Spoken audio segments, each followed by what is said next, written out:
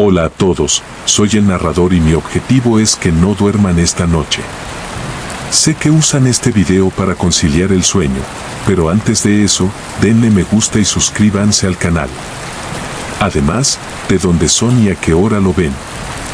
Ahora pónganse cómodos y relájense. El olor a muerte perdura más que los muertos mismos. Se adhiere a las paredes, se filtra en las alfombras y flota en el aire como un velo invisible. Lo noté por primera vez 3 días después del funeral de la señora Kowalski, un ligero olor a humedad en el ascensor que me recordó a flores secas y perfume rancio. El hombre de mantenimiento afirmó que había limpiado cada centímetro del edificio, pero su presencia permaneció como si el ladrillo y el cemento hubieran absorbido su esencia durante sus 15 años como administradora del edificio. Lo ignoré. Al igual que ignoré los extraños crujidos que resonaban a través del sistema de ventilación exactamente a las 3:17 cada mañana. Este edificio era viejo. Las cosas viejas hacen ruidos. Las cosas viejas traen recuerdos, pero las cosas viejas deberían permanecer muertas cuando mueren. La primera nota apareció un martes deslizada por debajo de mi puerta con la misma precisión que todas las anteriores al fallecimiento de la señora Kowalski. La letra era inconfundible, una cursiva apretada y temblorosa, con excesiva presión en los trazos descendentes, como si la autora estuviera enfadada con el papel. Infracción. Carretera 347B. Objeto decorativo no autorizado en una ventana que da al pasillo. Multa 75 horas. De inmediato me quedé mirando el pequeño cactus en el alfizar de mi ventana, la misma planta por la que la señora Kowalski me había multado 3 veces. La misma planta que había aprobado a regañadientes después de que presentara la documentación correspondiente en la asociación de propietarios, la misma documentación que misteriosamente había perdido 2 veces. Me temblaban las manos al examinar la nota. Tenía que ser un error, quizás una broma de alguno de los otros residentes que sabía de mi disputa con el antiguo administrador del edificio. El nuevo administrador temporal del edificio, un sobrino lejano de la señora Kowalski llamado Paul, ni siquiera se había mudado a su antiguo apartamento. Era imposible que conociera la norma número 347B, una que la señora Kowalski probablemente había inventado solo para atormentarme. Decidí ignorarla. La muerte finalmente había acabado con su mezquina tiranía sobre el edificio y me negué a honrar su venganza desde el más allá. Arrujé el papel y lo tiré a la basura donde pertenecía. A la mañana siguiente, la nota estaba en la encimera de la cocina, aplastada e impecable, como si nunca la hubieran arrugado. Se me cortó la respiración y un sudor frío me cubrió la frente. Vivía sola. Nadie tenía llave de mi apartamento, excepto el administrador del edificio y la señora Kowalski había sido enterrada hacía una semana. Revisé la puerta, seguía cerrada con llave y la cadena puesta. Las ventanas estaban bien cerradas, sin señales de haber sido forzadas. La explicación lógica era que debía haber imaginado tirar la nota. Un lapsus de memoria provocado por el estrés. A todos nos pasaba. Tomé la nota, la doblé con cuidado y la guardé en el bolsillo de mi chaqueta. Más tarde, ese mismo día, de camino al trabajo, la dejé en recepción, como siempre hacía con las citaciones de la señora Kowalski. Jorge, el portero diurno que llevaba más de 20 años trabajando en el edificio, me miró con extrañeza. ¿Pero quién emitió esto, señor Armón?, preguntó sujetando el papel por una esquina como si fuera a morderlo. Le expliqué que debía de ser un error, probablemente algo que había quedado de antes de la muerte de la señora Kowalski. El rostro curtido de Jorge se ensombreció y se santiguó rápidamente, un gesto que nunca le había visto hacer. La pondré en la caja, dijo en voz baja, deslizando la nota en el contenedor metálico donde se guardaban todas las comunicaciones del edificio. Pero, señor Paul, no llegará hasta la semana que viene. Nadie las está revisando ahora. Esa noche, acostado en la cama lo escuché. El zumbido distintivo de la maquinaria del ascensor cobrando vida. Mi apartamento estaba justo enfrente del hueco del ascensor y después de 5 años en el edificio conocía cada sonido que hacía. Esta secuencia particular, la inicial seguida por el ritmo de los contrapesos, significaba que el ascensor estaba ascendiendo desde el vestíbulo. Miré el reloj. 2:48 de la mañana. Los ascensores estaban programados para bloquearse entre 1 hora y 5 de la mañana, una medida de seguridad que la señora Kowalski había implementado después de un robo hace 3 años. Solo la llave de anulación del gerente podía activarlos durante esas horas. Contuve la respiración y conté los pisos mientras el ascensor subía. 1, 2, 3, 4, 5, 6. Se detuvo en el 7º piso, mi piso. Las puertas se abrieron con su característico suspiro neumático. No siguieron pasos ni voces, ningún sonido de movimiento en absoluto. Solo las puertas permanecieron abiertas como si esperaran a un pasajero que no estaba allí. Mi piel se erizó con escalofríos, se me secó la boca. Durante casi 5 minutos, el ascensor permaneció allí con las puertas abiertas y la luz derramándose en el pasillo de mi apartamento. Entonces, sin previo aviso, las puertas se cerraron y el ascensor descendió al vestíbulo. No pude dormir el resto de la noche. Bajo la luz grisácea del amanecer, me convencí de que había sido una avería. Los edificios antiguos tenían sistemas inestables. Lo informaría a mantenimiento por la mañana, pero al día siguiente me llegó otra nota. Esta me multaban por ruido excesivo después del ala 10 la noche anterior, una noche en la que había estado fuera en una cena de negocios hasta casi la medianoche. Esta vez la multa fue de 125 chelines. La firma al pie con su elaborada floritura eca me provocó un escalofrío que me recorrió la espalda y se me metió en los huesos. Había visto esa firma en docenas de avisos a lo largo de los años, la firma de Irli Kowalski. También le llevé la nota a Jorge, quien se negó a tocarla y, en cambio, me señaló la caja metálica donde podía dejarla yo mismo. Cuando le pregunté sobre la avería del ascensor, sus ojos se dirigieron nerviosos a las cámaras de seguridad en las esquinas del techo. No hay averías reportadas, dijo con frialdad. El sistema no muestra actividad en el ascensor entre las horas de confinamiento.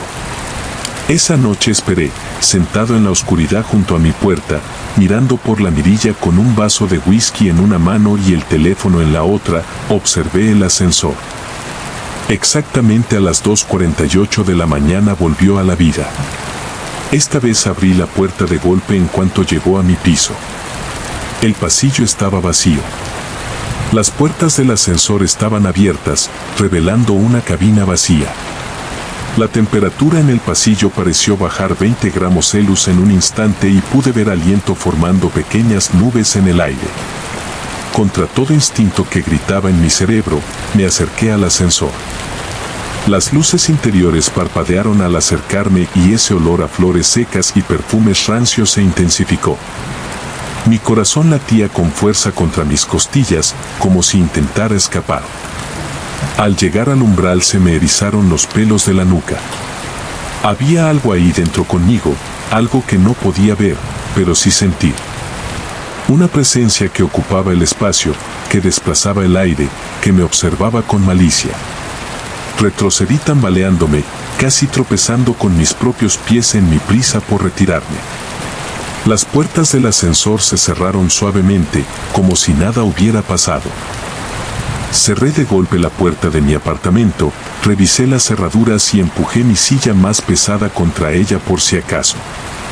Mis manos no dejaban de temblar. La parte racional de mi cerebro ofrecía explicaciones subidas de tensión.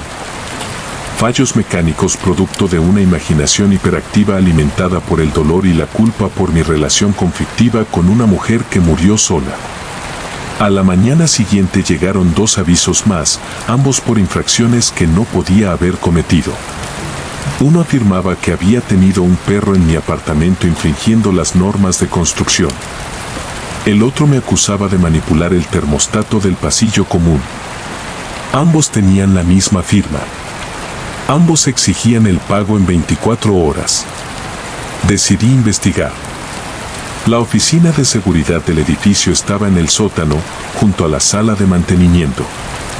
El guardia de fin de semana, un estudiante universitario que pasaba la mayor parte de sus turnos jugando con su teléfono, apenas levantó la vista cuando le pedí revisar las grabaciones de seguridad de la noche anterior. Me indicó la estación de monitoreo y volvió a su juego. Rebobiné hasta las 2:48 de la mañana y observé. La cámara del vestíbulo mostraba las puertas del ascensor cerrándose, aunque nadie había avisado. La cámara interna del ascensor mostraba una cabina vacía subiendo al 7º piso. La cámara del pasillo del 7º piso mostró las puertas que se abrían a un pasillo vacío. Luego mi propia puerta abriéndose de golpe y yo allí de pie, mirando fijamente. Pero al acercarme al ascensor en la grabación, algo me heló la sangre en las venas. Allí, en la esquina trasera del ascensor, apenas visible debido al parpadeo de las luces, había una distorsión en el aire, un vago brillo con forma humana, como calor que se elevaba del asfalto caliente. Y junto a mi rostro conmocionado vi un breve destello de algo más, un rostro demacrado y aturdido, con ojos hundidos y una mueca en la boca. Apareció solo un fotograma antes de desaparecer. Casi me fallan las piernas. Reproduje esa sección una y otra vez, intentando convencerme de que era un fallo, un artefacto del algoritmo de compresión, cualquier cosa menos lo que parecía. El guardia notó mi angustia y se acercó. ¿Encontraste lo que buscabas?, preguntó mirando la pantalla. Señalé la anomalía, pero al volver a reproducirla no había nada, ni distorsión, ni rostro, ni indicios de nada inusual, solo un ascensor vacío y un hombre que parecía cada vez más desquiciado mirándolo fijamente. El guardia me dirigió una mirada que mezclaba lástima y preocupación. Me sugirió dormir un poco, que a veces el viejo edificio podía afectarte si lo permitías.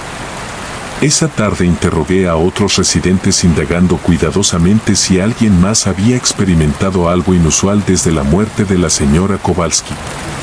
La mayoría de las conversaciones fueron breves y poco informativas, pero la señora Chen, del apartamento 5, se admitió en voz baja que había encontrado su termostato reiniciado cada mañana. El señor Delaney y Ae confesaron que había oído a alguien llamar a su puerta. Exactamente a las 3:17 de la mañana durante 3 noches seguidas, pero nunca había nadie y el matrimonio Sullivan del 2º piso dijo que encontraba todas sus fotos familiares boca abajo cada mañana, por muy bien colocadas que las hubieran colocado la noche anterior. No estaba sola. Lo que fuera que estuviera sucediendo también afectaba a otros, pero nadie quería hablar de ello abiertamente. Tenía la clara impresión de que temían que reconocerlo lo empeorara. Sus ojos tenían la misma mirada atormentada que ahora veía en mi propio reflejo. Esa noche volví a dejar todas las notas que había recibido en recepción, un montón, cada una con esa firma distintiva. Al darme la vuelta para irme, Jorge me agarró de la muñeca. Era la primera vez que iniciaba contacto físico en todos los años que lo conocía. Señor Armón, susurró con el rostro curtido por la preocupación. La señora Kowalski, antes de morir, cambiaba las normas del edificio a diario. Cientos de nuevas normas. Se pasaba la noche entera escribiéndolas. Los médicos dijeron que era demencia, pero él miró a su alrededor con nerviosismo. Ella dijo que nunca seguiría de allí, que era el trabajo de su vida, que haría cumplir las normas para siempre. Sentí un frío peso en el estómago. Le di las gracias y me retiré a mi apartamento, donde pasé horas investigando sobre administradores de edificios que habían muerto en el trabajo, apariciones fantasmales en edificios de apartamentos y maneras de limpiar espacios de energía negativa. Internet ofrecía innumerables soluciones contradictorias, ninguna de las cuales parecía particularmente fiable. A medianoche me ardían los ojos por el resplandor de la pantalla y la cabeza me palpitaba de tensión. Esa noche no esperé a que el ascensor viniera a mí. En cambio, puse una silla en el pasillo, justo frente a las puertas del ascensor. Si el espíritu de la señora Kowalski intentaba continuar su reinado de terror burocrático, lo enfrentaría directamente. Siempre me había arrepentido de no haberle plantado cara con más fuerza cuando estaba viva. No cometería el mismo error ahora que estaba muerta. Los minutos transcurrían con una lentitud insoportable. El edificio se asentó a mi alrededor crujiendo y suspirando como un ser vivo.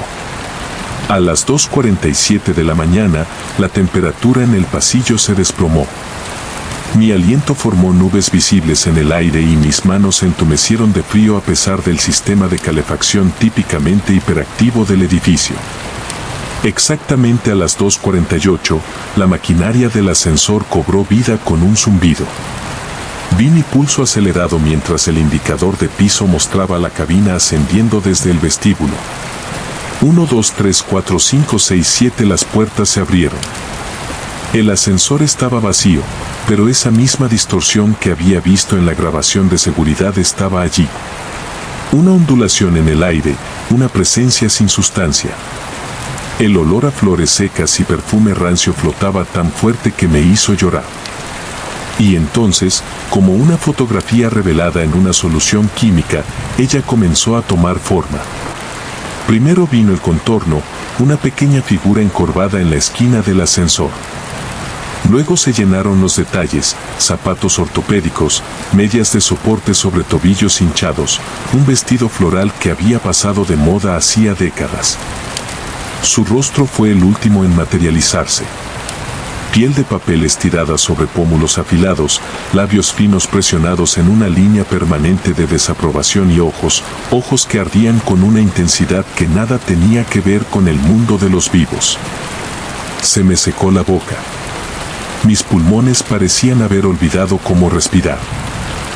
Cada músculo de mi cuerpo se tensó. Listo para huir, pero un instinto primario me mantuvo clavado en el sitio. Correr desencadenaría algo peor. Lo sabía con una certeza inexplicable.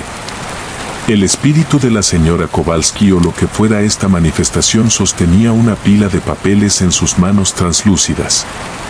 Cientos de avisos de infracción con mi nombre escrito en cada uno. Dio un paso al frente y las luces del techo parpadearon violentamente. Cuando habló, su voz parecía provenir de todas partes y de ninguna. Un susurro que pasó desapercibido para mí y se materializó directamente en mi mente. Señor Armón, invocó. Tiene multas pendientes. El pago está atrasado. Recuperar la voz me costó un esfuerzo tremendo. Está muerta, señora Kowalski. Ya no dirige este edificio. Su figura parpadeaba como una mala recepción en un televisor analógico. El edificio es mío. Las reglas son mías. Yo hago cumplir las reglas. Tus reglas murieron contigo, dije asombrado por mi propia valentía ante el horror sobrenatural. Su expresión se contorsionó de rabia. Los papeles que tenía en las manos empezaron a humear y a curvarse en los bordes. Yo soy las reglas. Las luces del pasillo estallaron en una lluvia de chispas, sumiéndonos en la oscuridad, rota solo por el brillo etéreo que emanaba de su figura. La adrenalina me inundó, la lucha o la huida me invadió con una fuerza abrumadora y elegí luchar, no con los puños. No se puede golpear a un fantasma, sino con lo único que la señora Kowalski siempre había respetado: la burocracia. Según el artículo 15.7 de la Ordenanza de Construcción. Dije, recordando las normas que había estudiado exhaustivamente durante mis muchas disputas con ella. En caso de fallecimiento o incapacidad permanente del administrador del edificio, todas las políticas implementadas únicamente por ese administrador sin la aprobación de la junta directiva están sujetas a revisión inmediata y posible anulación. La aparición se detuvo. Su figura temblando como la llama de una vela en una corriente de aire. Seguía adelante ganando confianza. Además, El artículo 22.3 TR del reglamento establece específicamente que no se pueden imponer sanciones económicas sin la documentación escrita presentada ante la Asociación de Propietarios y la oficina del secretario del condado. Su muerte anuló su autoridad para... No aparecieron más notas bajo mi puerta esa mañana ni ninguna mañana siguiente. 2 semanas después, Paul Kowalski se mudó al antiguo apartamento de su tía y asumió el cargo de nuevo administrador del edificio. Era todo lo que su tía no era: tranquilo, razonable y abierto a modernizar muchas de las normas más arcanas del edificio. El antiguo libro de reglas que había sido la Biblia de la señora Kowalski fue reemplazado por un sistema digital optimizado. La vida en el edificio mejoró drásticamente, pero a veces en lo más profundo de la noche, todavía oigo el ascensor activarse durante el confinamiento. Sigue subiendo a mi piso, abre las puertas a un pasillo vacío y espera. Ya no investigo. En cambio, llamo desde la seguridad de mi apartamento cerrado. El edificio está en buenas manos, señora Kowalski ya puede descansar. Al final las puertas siempre se cierran y el ascensor desciende. Pero sé que ella sigue aquí patrullando los pasillos que consideraba su dominio en vida. Reacia a renunciar a su deber autoimpuesto, incluso en la muerte. Las reglas eran su religión y el edificio su iglesia. Algunas devociones, al parecer, trascienden incluso la frontera definitiva entre la vida y la muerte. He aprendido a vivir con su presencia, al igual que los demás residentes. La reconocemos con pequeños gestos, enderezando los marcos de fotos que cuelgan torcidos, limpiándonos bien los zapatos antes de entrar, manteniendo el ruido al mínimo después de 10 revoluciones por minuto. No por miedo, sino por respeto a una mujer que, a pesar de sus defectos, creía firmemente que mantenía el orden en un mundo caótico. Algunas noches, cuando el insomnio me mantiene despierta, juro que oigo el suave roce de zapatos ortopédicos en el pasillo y el susurro del papel deslizándose por debajo de las puertas. Esas noches me recuerdo que algunas reglas están hechas para seguirse, mientras que otras deben desafiarse. La sabiduría reside en reconocer la diferencia y a veces la sabiduría proviene de las fuentes más inesperadas, incluso del más allá. Lo primero que noté que fallaba en el faro de Craven Point no fueron las campanas imposibles, fue el silencio que las precedía. Un vacío de sonido que parecía tirar de mis tímpanos como el instante previo a un trueno. Había sido lo suficientemente ingenuo como para pensar que el aislamiento era lo que necesitaba. Ahora, de pie en ese promontorio árido, con mi coche de alquiler ya desaparecido tras la curva de la carretera de acceso, comprendí que el aislamiento era lo último que cualquier hombre cuerdo debería buscar.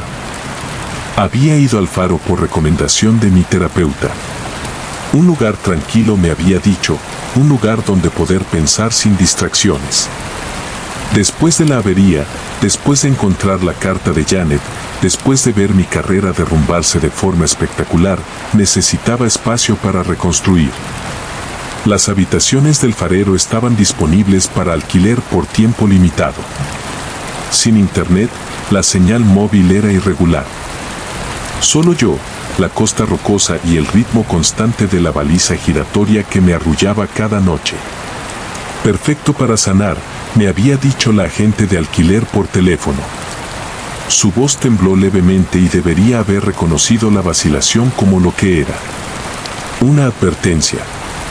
El faro se alzaba ante mí como un dedo blanco y rígido que señalaba acusadoramente al cielo. Su pintura se descascarillaba en largas franjas que ondeaban al viento como piel mudada. El alojamiento del farero, un pequeño edificio de piedra adosado a la base, parecía aún más erosionado, con canaletas de cobre teñidas de verde y ventanas cubiertas de rocío salino. Toda la estructura se asentaba sobre un promontorio de roca que se adentraba en lo que debería haber sido el mar, solo que no había mar. Ya no. Las postales y la página web mostraban olas azules rompiendo contra las rocas de abajo, el faro como centinela sobre aguas traicioneras. Pero lo que se extendía ante mí ahora era una vasta planicie de barro, tierra agrietada donde el agua debería haberse extendido hasta el horizonte en una planicie reseca. Consulté mi teléfono confirmando que sí. Técnicamente seguía siendo la costa atlántica. El océano simplemente había retrocedido, se había alejado, había abandonado este lugar. El agente de alquiler había mencionado niveles bajos de agua debido a patrones inusuales de marea, pero esto no era marea baja, esto era ausencia. Las marismas se extendían kilómetros interrumpidas solo por alguna roca saliente o los restos esqueléticos de criaturas marinas muertas hace mucho tiempo. El aire también olía mal, no a sal y salmuera, sino a algo mineral y estancado como monedas viejas olvidadas en un bolsillo. Levanté mis maletas y me acerqué a las habitaciones del farero.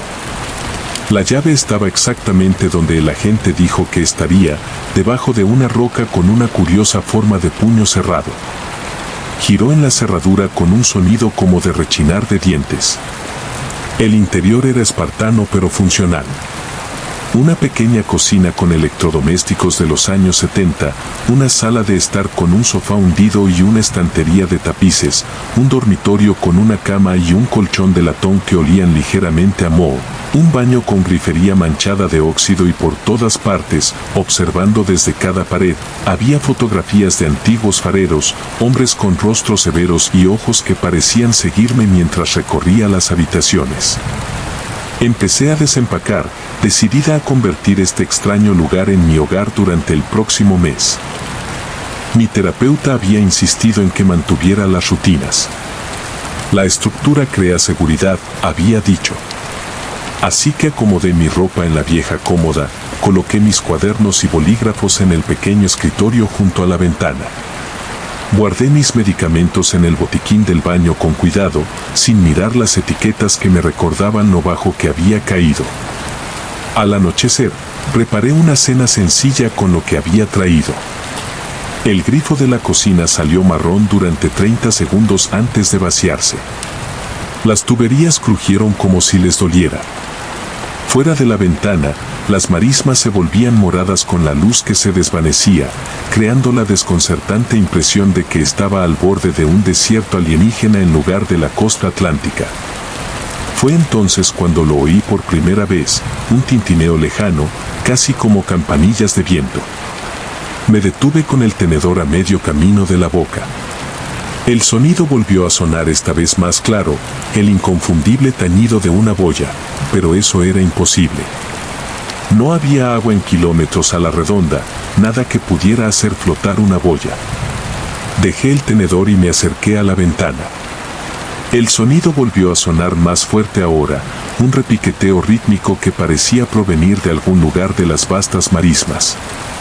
Mientras mis ojos se acostumbraban a la creciente oscuridad, apenas pude distinguir algo en la distancia, una silueta oscura recortada contra el horizonte. La campana volvió a sonar y observé cómo la silueta. Mi terapeuta me había advertido que el estrés podía manifestarse en inusuales alteraciones perceptivas. La luz del faro cobró vida de repente, haciéndome dar un respingo. Incluso desde esa distancia pude ver que su pintura roja se había desvanecido hasta adquirir un tono marrón oxidado.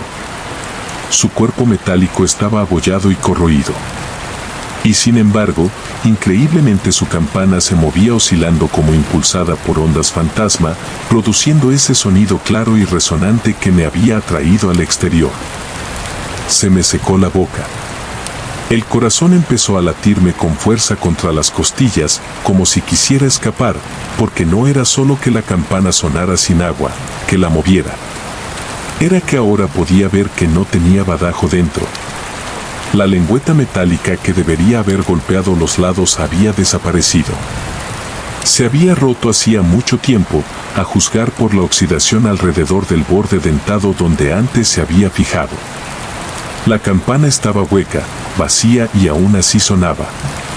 Me quedé paralizado al borde de la marisma con la luz de mi linterna fija en la visión imposible. Todos mis instintos me gritaban que diera la vuelta. Que me encerrara en la caseta del guardabosques, que llamara a alguien a quien fuera con mi móvil que apenas funcionaba. Pero una parte más profunda de mí, la que siempre me había metido en líos, la que Janet ya se había cansado, me impulsaba hacia adelante. Un paso, luego otro sobre el lecho marino seco. La costra de lodo se agrietó bajo mi peso y noté que mis huellas se llenaban de un líquido fino y oscuro que no era exactamente agua, demasiado viscoso, demasiado oscuro, que iluminaba el haz de mi linterna con un brillo aceitoso de arcoíris. El olor me golpeó entonces, subiendo desde donde mis pies habían salido a la superficie. Cobre, podredumbre y algo más, algo que me erizó el vello de la nuca. Estaba a 10 metros de la marisma cuando el haz del faro me iluminó de nuevo. En ese breve destello vi algo que me paró el corazón por un instante. Mi sombra, proyectada a lo largo de la tierra, agrietada por el potente rayo, no estaba sola.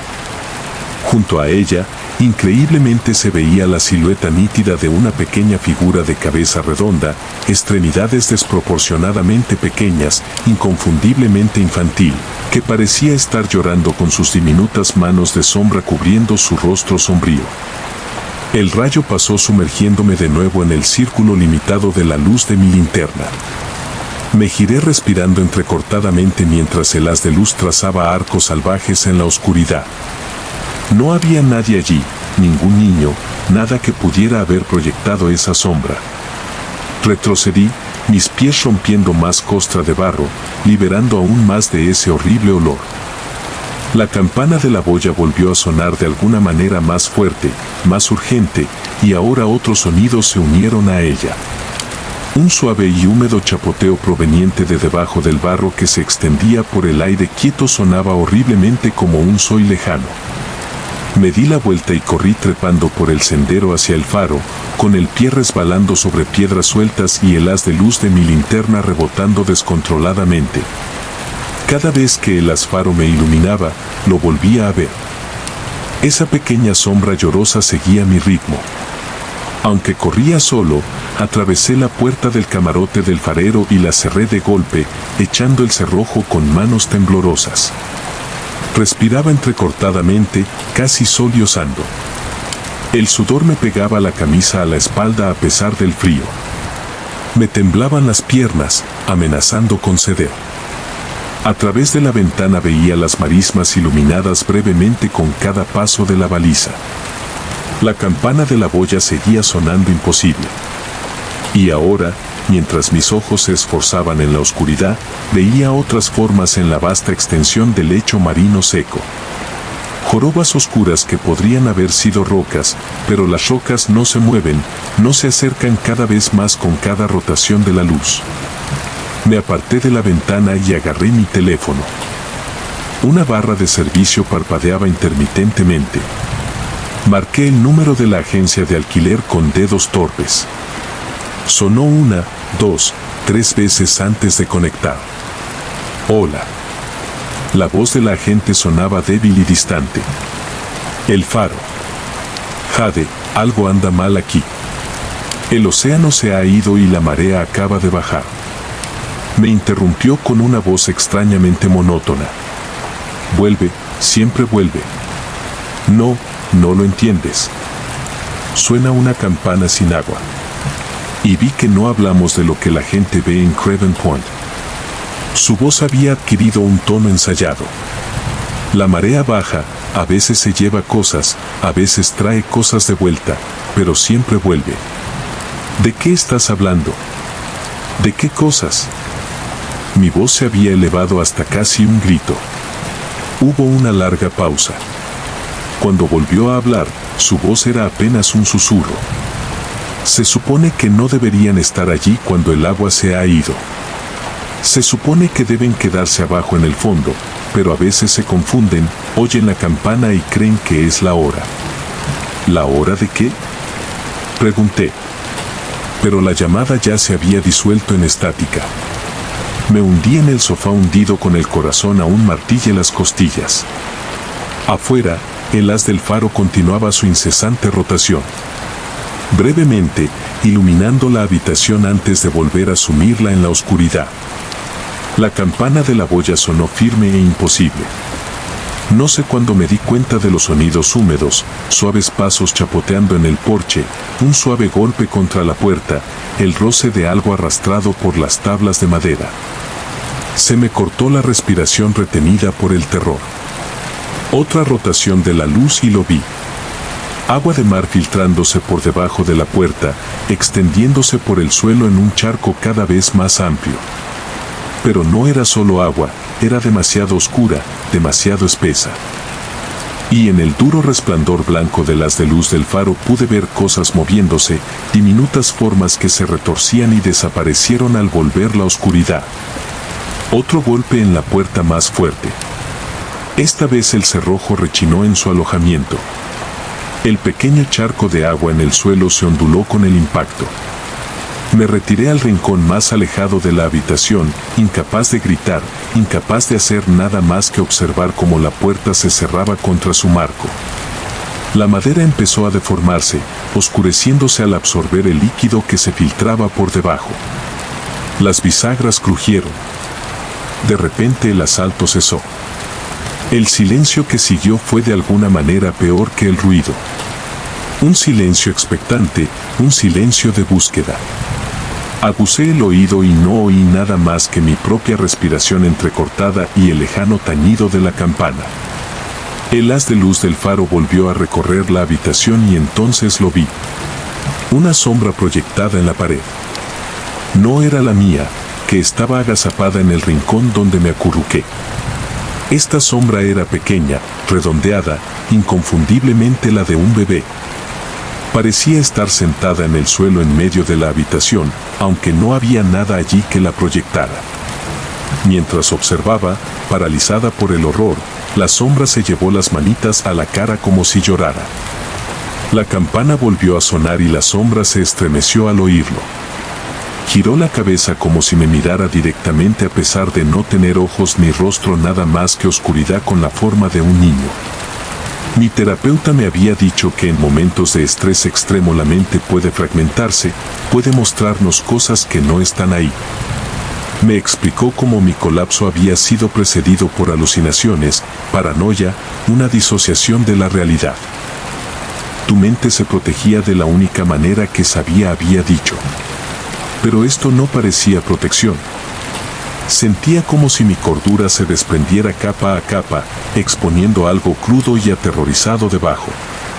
La sombra comenzó a moverse, arrastrándose por la pared hacia mí, manteniendo su imposible existencia. Incluso mientras el faro pasaba y sumía la habitación en la oscuridad de nuevo, podía sentirla acercarse. Una presión fría en el aire, una presencia con peso e intención.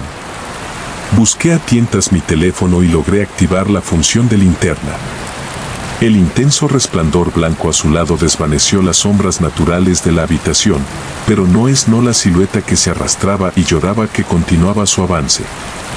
Ahora por el suelo, ahora subiendo por la pared a mi lado, siempre acercándose, mi espalda presionada contra la esquina. No quedaba ningún lugar al que retirarse. La sombra se detuvo a pocos centímetros de mí.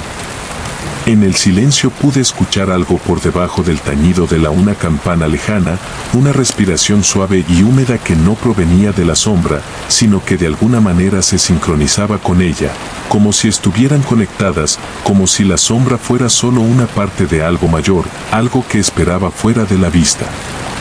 La campana volvió a sonar y sentí un cambio en la atmósfera, una disminución de la presión, una retirada. La sombra se apartó ligeramente, ladeando la cabeza como si escuchara. La campana volvió a sonar y la sombra pareció estremecerse antes de desvanecerse, volviéndose transparente hasta que pude ver la pared a través de su forma menguante. Afuera, a través de la ventana, vi movimiento en las marismas. Esas jorobas lejanas que había notado antes se alejaban, alejándose del faro de vuelta al horizonte lejano. El tañido de la campana se hizo más débil, menos frecuente. No me moví de mi rincón hasta el amanecer. Mis músculos se habían agarrotado, mi cuerpo rígido por el frío y el miedo.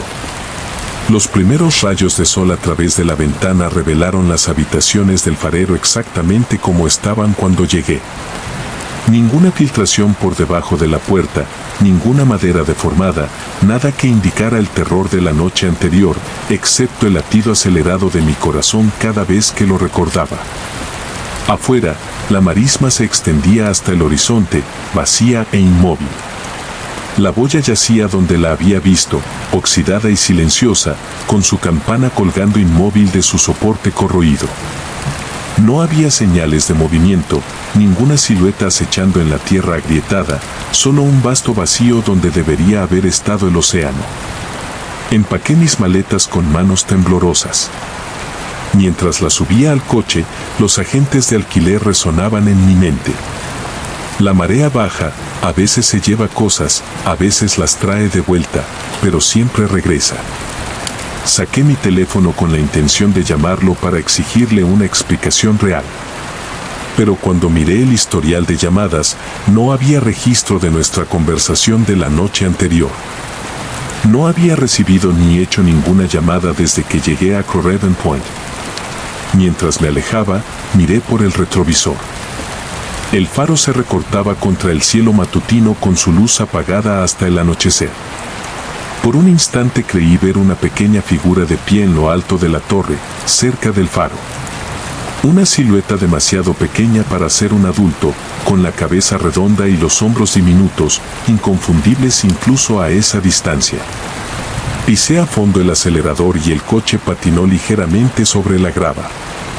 En mi mente aún podía oír el tañido imposible de una campana en un mar sin agua. Aún podía ver esa sombra llorosa proyectada donde no había ningún niño. Nunca volví a Crowhaven Point. Le dije a mi terapeuta que el aislamiento había sido demasiado intenso y no me presionó para que me diera más detalles. Quizá intuyendo por mi expresión angustiada que algunas cosas es mejor no examinarlas. Encontré un nuevo lugar para recuperarme, un lugar tierra adentro, un lugar lleno de gente, ruido y vida. Pero a veces, en mis sueños oigo esa campana. Siento la presión de una presencia que proyecta sombras sin forma. Y sé con una certeza que me hiela la sangre que en algún lugar de esa costa desolada, una marea regresa lentamente, trayendo consigo todo lo que una vez se llevó. Las primeras notas me llegaron como susurros entre los árboles. Voces antiguas que se abrían paso entre los pinos y la sombra. Imposible, pero innegable. Los cantos gregorianos no tienen cabida en la naturaleza salvaje de las cascadas. No al anochecer ni a kilómetros de nada parecido a la civilización. He patrullado estos bosques durante 17 años y conozco la diferencia entre el viento a través de las paredes del cañón y las voces humanas unidas en armonía medieval. Esta era la última y me erizó el vello de la nuca como un alambre de púas. Me quedé paralizado en el sendero de la cresta con la radio en silencio junto a la cadera. Mientras el atardecer se perdía tras los picos de las montañas, la temperatura bajaba rápidamente, pero el repentino frío que me invadió no tenía nada que ver con el aire de octubre. Me llamo Daniel Merck, guardabosques principal del Bosque Nacional Mount Baker's Naloney. Me he topado con senderistas perdidos, osos territoriales, incluso alguna que otra operación de drogas oculta en la naturaleza, pero nada me preparó para lo que comenzó esa noche ni para lo que me seguiría fuera de esos bosques. Llevaban semanas recibiendo informes, excursionistas escuchando música de iglesia acerca de Desolation Peak. Un estudiante de geología grabando lo que describió como monjes cantando mientras recogían muestras junto a Alpine Creek. 2 mochileros acortaron su viaje tras escuchar cantos en latín cerca de su campamento 3 noches seguidas. Todos en lugares diferentes, todos describiendo el mismo fenómeno.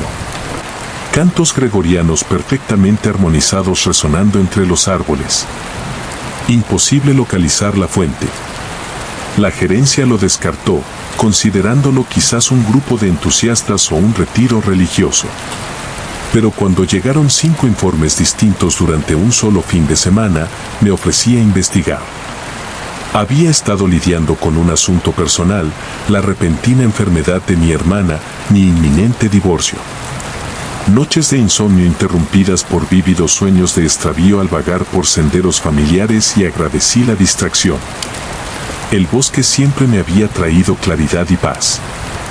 Marqué la ubicación de los informes en mi mapa topográfico, identificando un área circular aproximada de aproximadamente 5 kilómetros de diámetro que contenía la mayoría de los incidentes.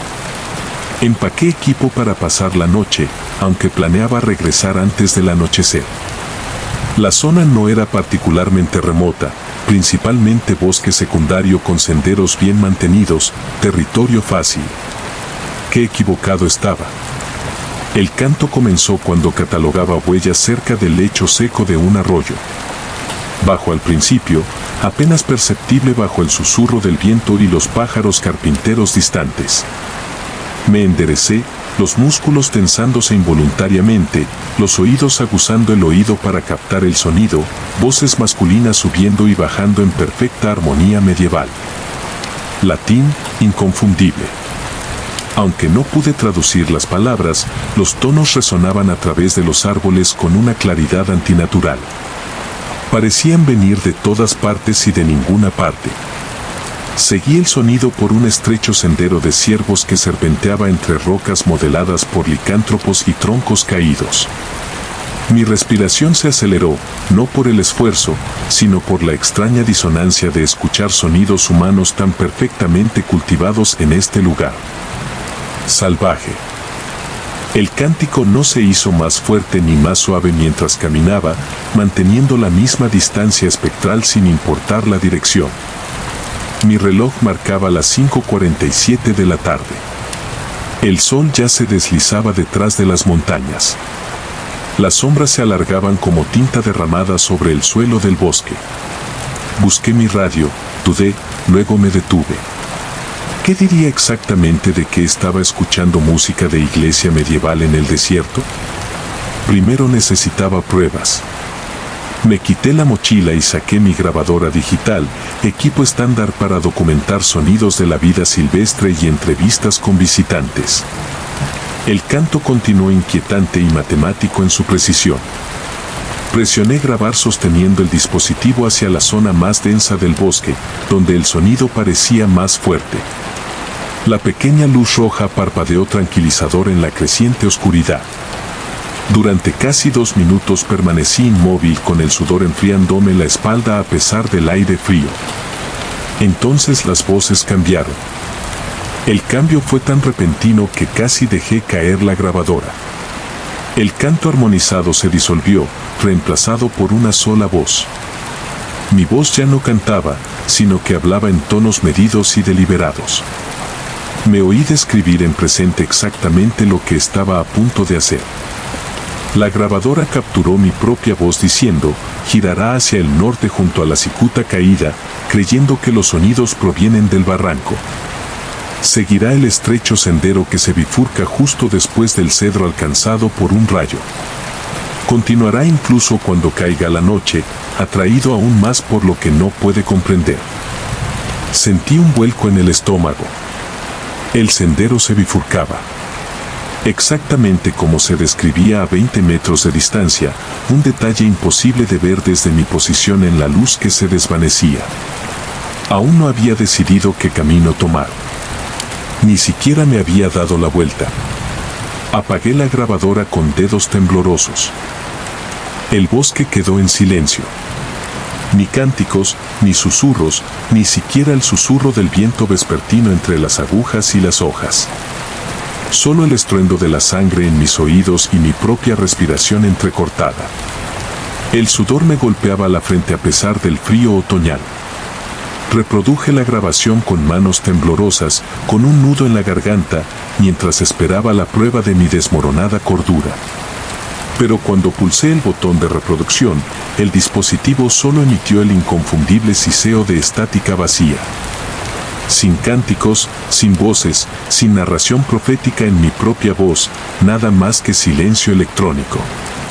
Tragué saliva con dificultad, con la boca seca como el papel. La lógica exigía una explicación racional, quizás el agotamiento por semanas de dormir mal, tal vez la combinación de informes extraños e imaginación sugestionable. Había estado bajo un estrés considerable. El deterioro de la salud de mi hermana, la finalización de los papeles del divorcio, los sueños recurrentes de estar perdido en un terreno familiar, el bosque jugaba malas pasadas a las mentes cansadas. Lo había visto suceder a otros, pero eso no explicaba la exactitud de la predicción. La bifurcación en el camino, la cicuta caída y el cedro alcanzado por un rayo, ambos visibles ahora, mientras me giraba a regañadientes hacia la dirección descrita en la grabación que aparentemente no existía. La oscuridad se aceleraba a través del bosque. Las sombras se profundizaban entre los árboles. La lógica dictaba regresar a mi vehículo, informar del incidente, tal vez tomar una licencia por motivos personales. Sin embargo, algo inexorable me empujó hacia adelante. No curiosidad, sino una compulsión más profunda. Como si siguiera un guión ya escrito en contra de todo instinto afinado durante años de experiencia en la naturaleza, avancé hacia la bifurcación del sendero. El corazón me latía con fuerza. Cada paso confirmaba la precisión de la predicción. La cicuta caída yacía precisamente donde mi voz la había descrito. El sendero se bifurcaba tal como se predijo. Y allí, recortado contra la última luz ambiental, se alzaba el cedro marcado por un rayo, con su tronco partido retorciéndose hacia el cielo, como manos que agarraban. Tomé la bifurcación correcta, impulsado por fuerzas que no podía identificar. El suelo del bosque amortiguaba mis pasos. Cada paso me llevaba más hacia la oscuridad creciente. Mi linterna frontal solo revelaba pequeños círculos de realidad rodeados de sombras opresivas.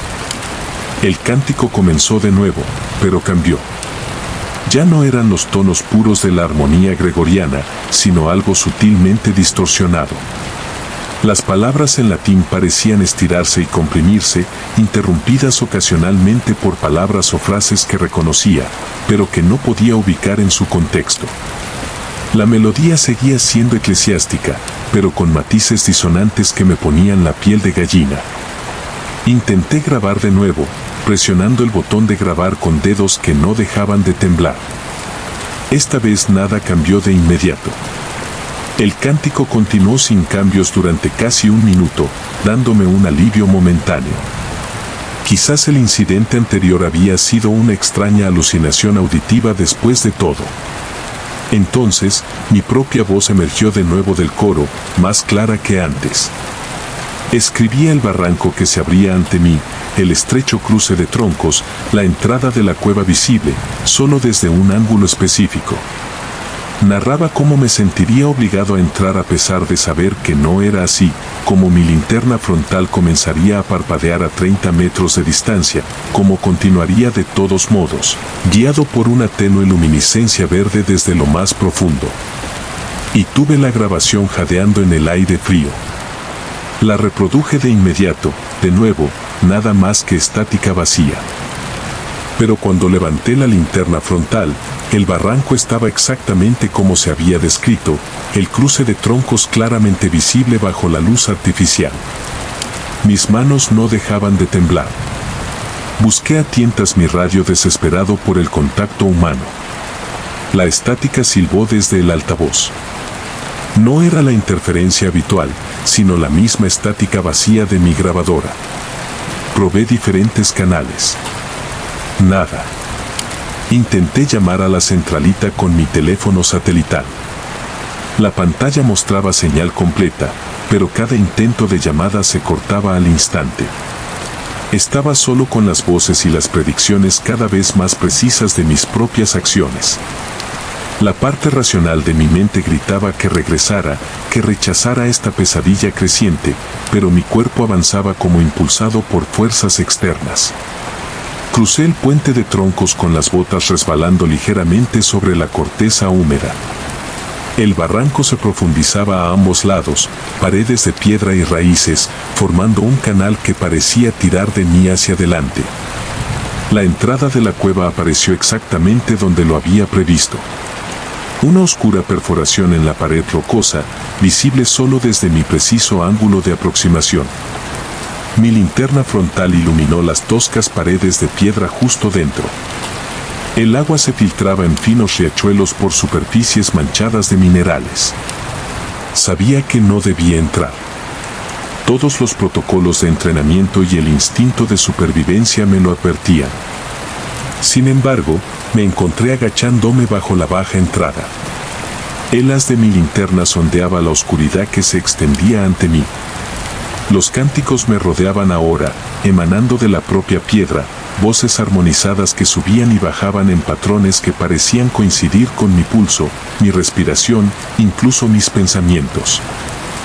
Exactamente a 30 metros, mi linterna frontal parpadeó 1, 2 veces, y luego se asentó en un resplandor incierto y tembloroso. Tal como la grabación había predicho, una tenue luminiscencia verde delineó los contornos de una cámara en las profundidades del sistema de cuevas. Mi cuerpo se sentía desconectado de mi voluntad. Experimenté los síntomas físicos del terror absoluto, corazón acelerado, respiración constreñida, sudor frío corriendo por mi espalda, extremidades débiles y temblorosas. Aún así, seguía avanzando. La cueva se estrechó.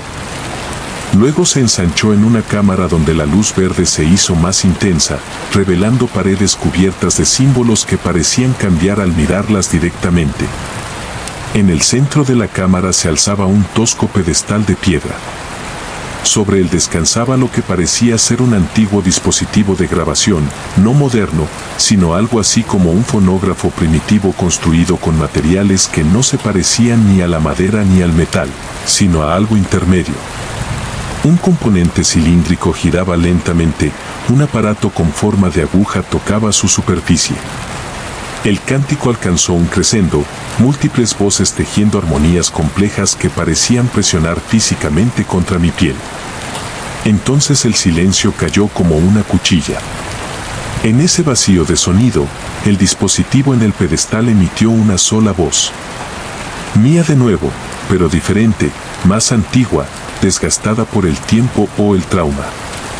Esta versión de mi voz no hablaba de lo que haría, sino de lo que había hecho. Describía mi descubrimiento del dispositivo, mi terror inicial, mi comprensión final. Hablaba de ciclos y la recurrencia del tiempo que se plegaba sobre sí mismo. Detallaba cómo había regresado a este sistema de cuevas repetidamente durante años que aún no habían sucedido, atraído por una compulsión que no podía resistir, cómo finalmente había traído a otros, cómo me había convertido en observador y participante de algo antiguo más allá del cálculo humano. Mi voz me explicó que me encontraba en un punto de encuentro donde convergían múltiples corrientes temporales, donde el pasado y el futuro existían simultáneamente, que los cantos gregorianos eran simplemente como mi mente moderna interpretaba algo mucho más antiguo que la Europa medieval, que lo que los excursionistas habían estado escuchando no era el comienzo de este fenómeno, sino su eco, ondulando hacia atrás en el tiempo.